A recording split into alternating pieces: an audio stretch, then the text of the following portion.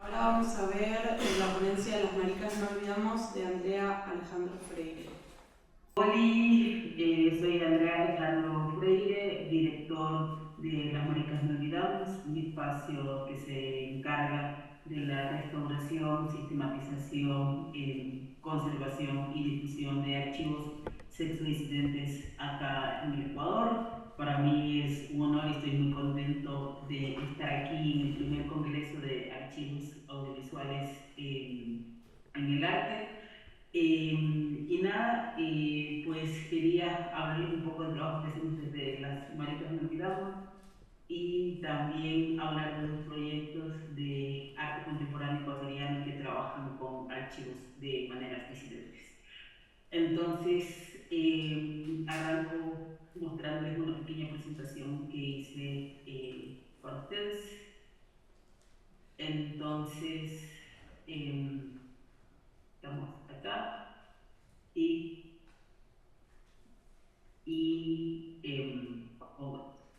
ahora, un archivo para saberlos vivas, cartografía de los archivos sexodisidentes en el arte contemporáneo ecuatoriano.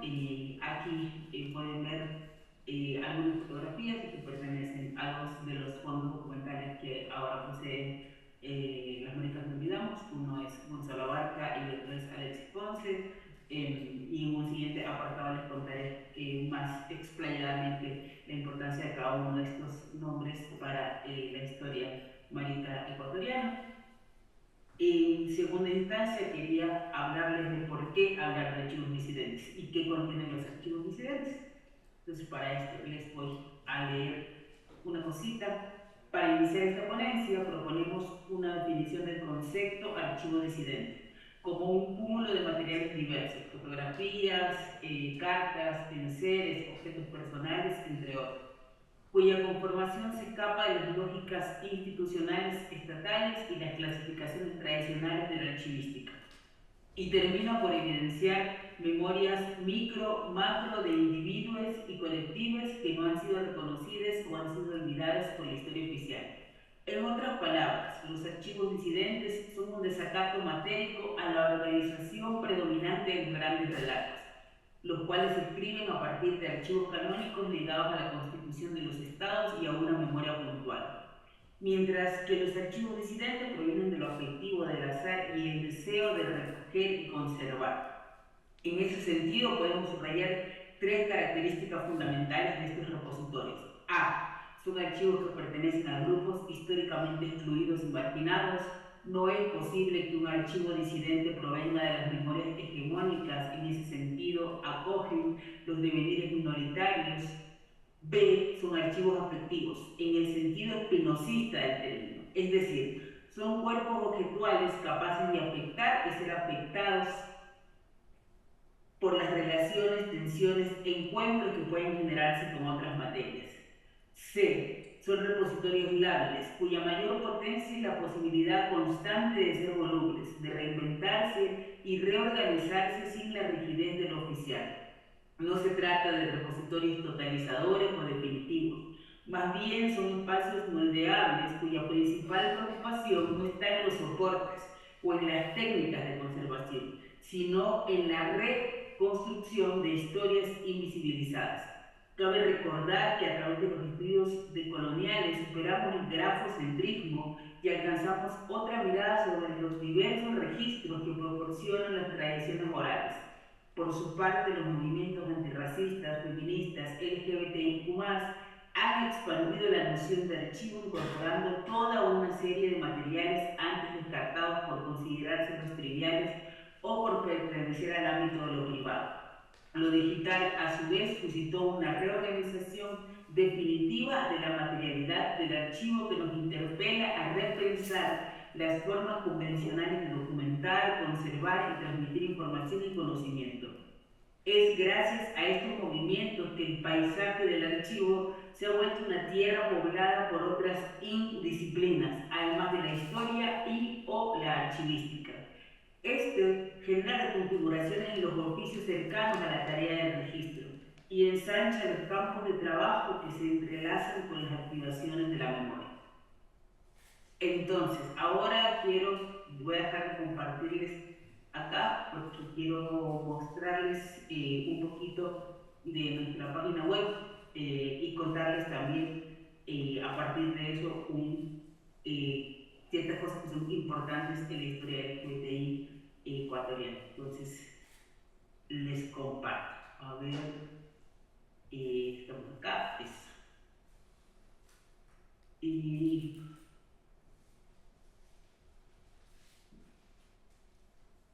estamos. Entonces, las maricas no olvidamos. Las maricas no olvidamos surge de una inquietud que aparece en el activismo LGBTI, porque de alguna u otra manera yo he trabajado durante muchos años con Gonzalo Barca, que era una de las personas que nombré al principio, y Alexis Ponce.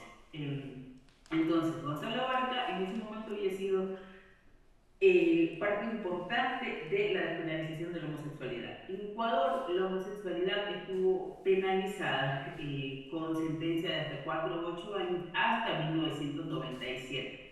No hay ningún registro que muestre que alguna persona fue encarcelada, pero digamos que esa tensión, el mismo hecho de que exista un artículo en el Código Penal que penalice la homosexualidad, daba paso a una serie de atropellos por parte de la policía, de las instituciones de salud, etcétera, etcétera. Inclusive la pandemia del VIH-Sida en su etapa inicial fue muy tardíamente atendida por el gobierno ecuatoriano porque se consideraba una enfermedad de homosexual, del cáncer gay, y pues de cierta manera seguía penalizada la homosexualidad en el país, entonces era imposible tener organizaciones LGBTI, ¿no? Y eso fue el primer germen. En la pandemia del VIH-Sida hizo que se pudieran hacer organizaciones no tanto como de LGBTIQ+, de sentido político, sino más bien como un sentido de ayudar a paliar las circunstancias. Pero hay un hecho que marca todo el proceso de penalización de la homosexualidad. El 13 o 14 de junio, no tenemos mucha claridad en el registro, porque igual Ecuador adolece en general del registro, tanto del registro audiovisual como que ahora hay muchos intentos por parte de la Cinemateca Nacional y otros intentos de otras personas por como de alguna manera salvar registros de varios sucesos ecuatorianos, pero en general es muy complicado. Entonces, se piensa que entre el 13 y el 14 de junio de 1997, en un bar llamado Abanicos, en la ciudad de Puerto Ecuador, se estaba celebrando la coronación de la reina gay Abanicos. Entonces, este era un evento que estaban haciendo para conmemorar Stonewall, por eso estaba siendo realizado en junio. En ese evento llega por orden del intendente, que en ese momento era Diego Crespo, y son detenidas las personas que estaban ahí, se detienen a más de 100 personas, y sobre todo quien había sido escogida reina, Brigitte Pachi Cuellar, es llevada al calabozo con todo el vestido, con la banda, con la corona, y luego los guías de la prisión vendían condones para que abusaran de la compañera y otras vejaciones más. Pasa 3 días encerrada, cuando ella sale, dice esta mierda se tiene que acabar, y ahí es cuando se comienza a organizar y a pensar cómo se podía despenalizar la homosexualidad. Entonces, en ese momento, se sabe que había que entablar una demanda de inconstitucionalidad a este código, perdón, a este artículo 516, inciso primero del Código Penal, para poder lograrlo. Entonces se tienen que recoger 1000 firmas, además de que estén como en las actas de firmas, las personas que firmaban tenían que dar una fotocopia de su cédula de identidad o documento de identidad. Entonces se hicieron varios frentes. Las compañeras trans se juntaron con una organización llamada Cochinelli, que es como una de las fotos que está aquí, justo por la diva Cochinelli se pone este nombre, y Gonzalo Barca era tesorero de esa organización, y Alexis Ponce trabajaba en el APDH, que junto a la CDH son de las pocas organizaciones que abanderan también la lucha LGBTI ecuatoriana, además de el movimiento indígena y el movimiento negro en el Ecuador. Entonces, finalmente, las compañeras eran la cara visible que salían a la calle a recoger la firma, pero como la homosexualidad se había penalizada, ellas seguían siendo golpeadas, seguían siendo maltratadas, inclusive muchísimas fueron asesinadas, ¿no? Y es como que un suceso que como una de las obras que vamos a tratar. Y finalmente, el 27 de noviembre de 1997, se declara ya en el registro inconstitucional ese inciso primero. La sentencia no es nada halagadora, básicamente dice: esta gente no es delincuente, no es criminal, por lo tanto no va a estar en la cárcel, esta gente es enferma, por lo tanto debe estar en el hospital o en el psiquiátrico. Pero al menos se consigue un gran avance, que es despenalizar la homosexualidad en el Ecuador. Entonces, la Americana Olvidamos lo que hace es un recorrido, es un cuento muy grande rango, un proceso. Hace un recorrido buscando toda esta crónica y tratando de documentar a través de fotos, y así es como también va llegando otro archivo, que es un archivo más bien objetual. También tenemos como esta hemeroteca, podemos ver que aquí había lo que se había publicado en la prensa y eso. Entonces, tenemos más, aquí digamos está más como los documentos, las fotos, etcétera, etcétera. Y no hay solamente fotos como de momentos políticos, sino de varios momentos. Y eso es como que lo que hemos estado haciendo a partir de las maricas no olvidamos. Eso fue un primer momento que decidimos armar esta crónica, porque lo único que existía era que el único material que existía era un libro escrito por una de las compañeras de Cochinero, que era su presidenta, Purita Pelayo, que se llamaba Los fantasmas se cabrearon. Fue reeditado en el 2021 y decidimos también hacer este trabajo de sistematización, de poner en contexto. Esto por un lado para contarles el germen de las maricas no olvidamos y nuestro trabajo en pro de desde los archivos hablar de la historia marica ecuatoriana. Entonces, ahora quiero comentarles el primer proyecto. Voy a dejarles de compartir este para compartirles otra cosita. A ver, ya. Entonces, estamos acá. Entonces,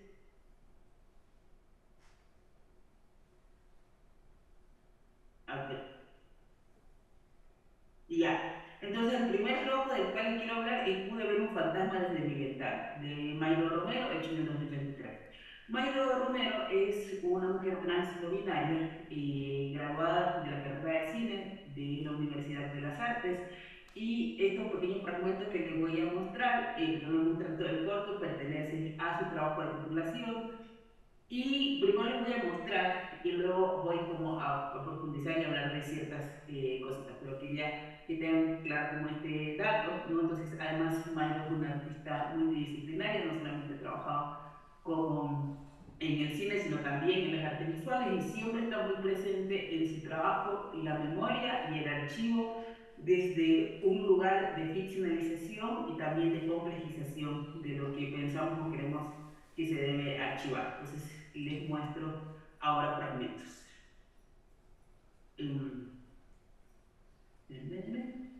Entonces, estamos acá y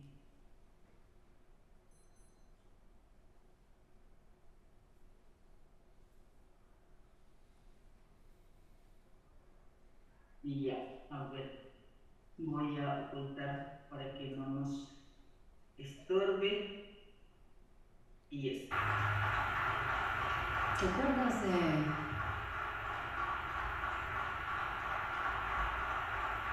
¿O no te acuerdas?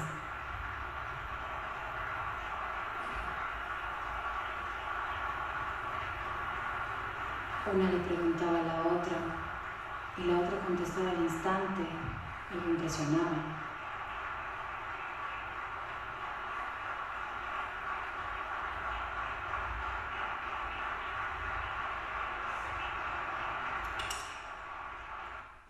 Justo aquí voy a hacer una pausa para decir que la compañera que veíamos en su perfil que queda congelada se trata de Pachi Cuellar, de quien les hablaba, y este es un poco el registro registro que se ha logrado salvar que hay de esa noche de la elección de la reina Avaricus. Entonces les paso a mostrar el siguiente fragmento, por aquí está llegando mi gatita Travesuras, que también trabaja en los archivos. 3.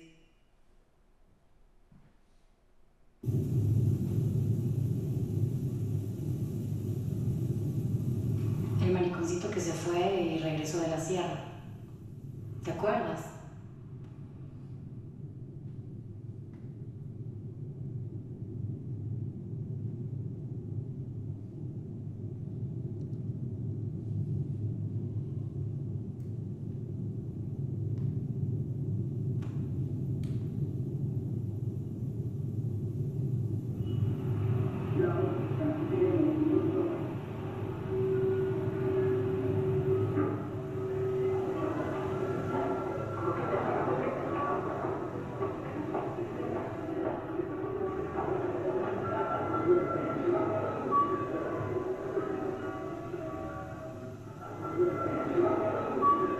¿Te acuerdas de él? ¿O no te acuerdas?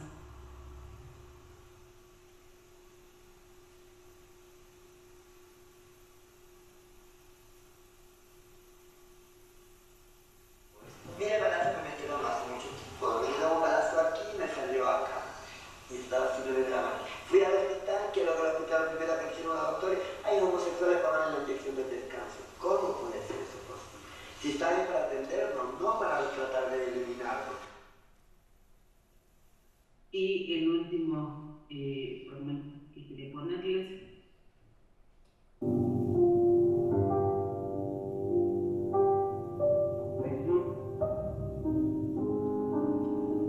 Era 1997 en aquel entonces. Y ya grande comprendí que ese año podían matarme por ese balconcito. Un poquito nervioso por todo lo que estamos pasando, pero no me siento bien y espero seguir adelante. Gracias. ¿Te acuerdas de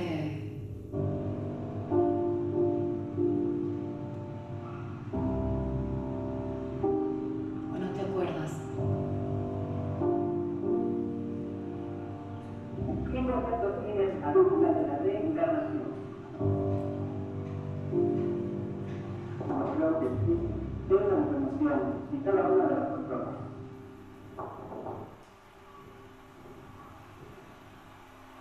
Porque yo creo que nadie muere para siempre. Bueno, entonces, estos son todos los fragmentos que quería compartirles acerca de Pude ver un fantasma de mi ventana, que su nombre y todo su trabajo va en correlación a los fantasmas que cabrearon, una especie de diálogo junto como con el libro. La hipnosis es que a partir de la historia de un travesti que es asesinado y que esta historia contada por su mamá y su abuela, la directora estructura este corto documental que explora el ensueño, la memoria y la imaginación de aquel recuerdo de su infancia, con ciertos materiales de archivo de la comunidad trans en el Ecuador en la década de los 90 y material encontrado, se formula este micro relato sobre la memoria, la muerte y la ausencia que busca escapar del olvido e intentar ser eterna en el cine. Entonces, en este momento que cuando la directora habla de esta gana de ser eterna en el cine, pienso cuando de verdad nos dice lo siguiente: el cine es el simulacro absoluto de la supervivencia absoluta. Nos habla de aquello de lo que no se vuelve, nos habla de la muerte. Por su propio milagro espectral nos señala aquello que no tendría que dejar huella. Es por tanto dos veces huella: huella del testimonio en sí, huella del olvido, huella de la muerte absoluta, huella de los sin huella, huella del exterminio. Este proyecto vemos que está planteando también a través del uso disidente del archivo, es decir, el archivo está intervenido, está oscurecido, está puesto fuera de un contexto, aparece de alguna u otra manera también para intercalar esta otra historia, no solamente la historia que nos cuenta en sí el archivo, sino la historia también que nos quiere contar la directora literatura desde su mirada, porque una de las preguntas que vertebra en el corto es también qué habrá sido de aquellas niñas que fuimos, ¿no? Entonces, quiere responderse eso a través de conseguir el archivo, ¿no? Entonces, como no es tan fácil conseguir el archivo, como le toca también pegar otros fragmentos de video que no tienen que ver con el archivo, pero que tienen que ver con un archivo que está creando, un archivo por venir, que viene también de su práctica artística. Entonces, eso, y para finalizar, en honor al tiempo, quiero rápidamente hablarles del último de los proyectos que les traía hoy, que es, a ver, voy a ocultar acá estos controles, y que es Archivos Incidentes Poéticas para un teatro de objetos.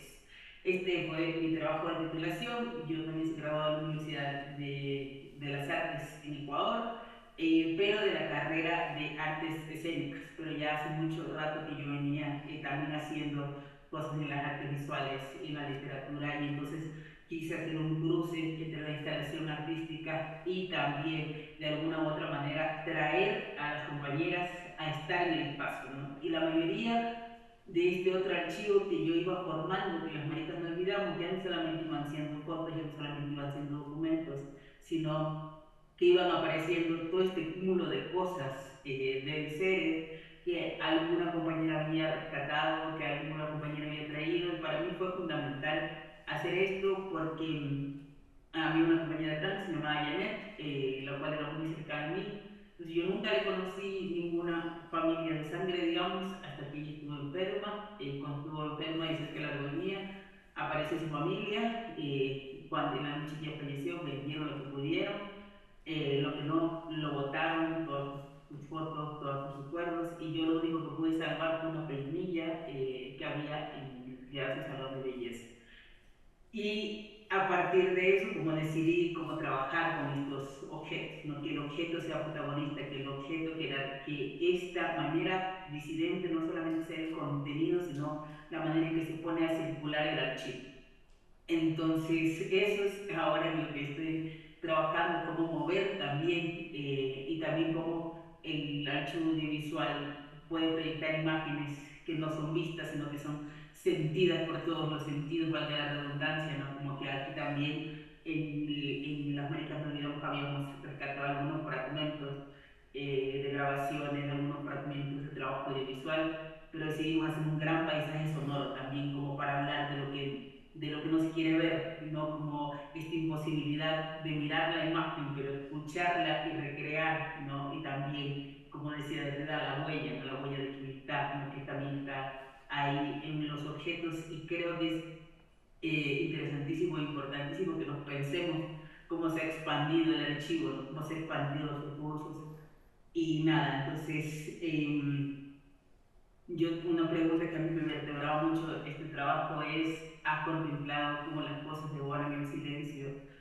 Porque hay mucho que no puede pasar por la palabra, porque hay mucho que no les puedo transmitir acá en fotos o contándoles, pero que hay una potencia en el archivo y que hay una potencia en la materialidad, no solamente de los cuerpos humanos, sino en la materialidad de la luz, en la materialidad objetual, en la materialidad de la imagen. Entonces, eso, ¿no? Así, muchísimas gracias. Espero que hayan disfrutado esta ponencia tanto como yo. Les mando un besito. Miau, miau.